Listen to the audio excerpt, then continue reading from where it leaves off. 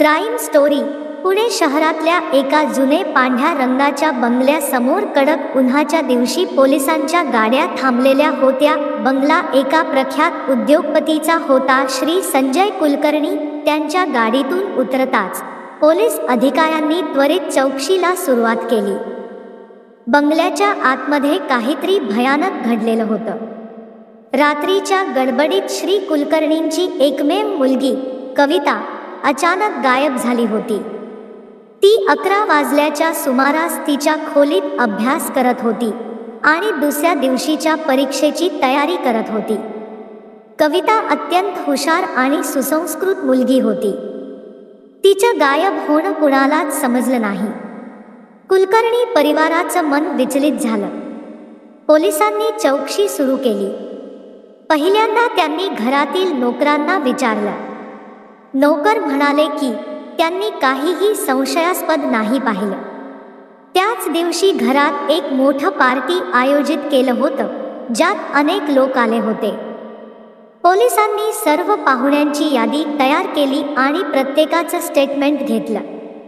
दुसऱ्या दिवशी पोलिसांना कविता हिचं एक लहानसं पत्र सापडलं. पत्रात ती लिहिते, प्रिय आईबाबा, मला माफ करा. मी माझ्या स्वप्नांसाठी बाहेर पडते आहे. माझ्या आयुष्याची दिशा शोधायला मला थोडा वेळ द्या. तुमची कविता. हे पत्र वाचून पोलिसांना संशय आला. ते पत्र कविताने लिहिलं होतं का हे समजण्यासाठी त्यांनी त्वरित फॉरेन्सिक तपासणी केली.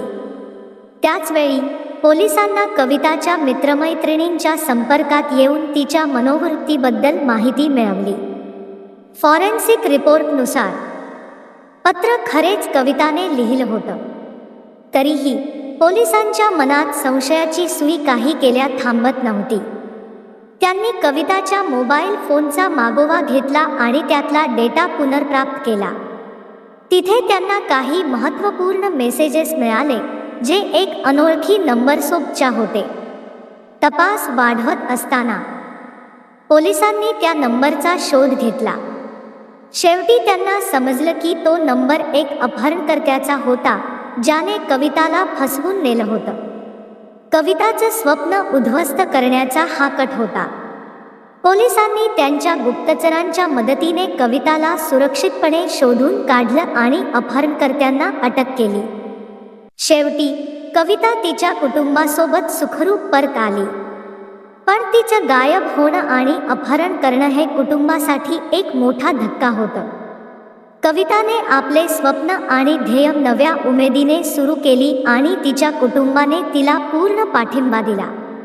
पुणे शहरानेही हा धाडसी तपास आणि कविताच्या सुटकेचा आनंद साजरा केला.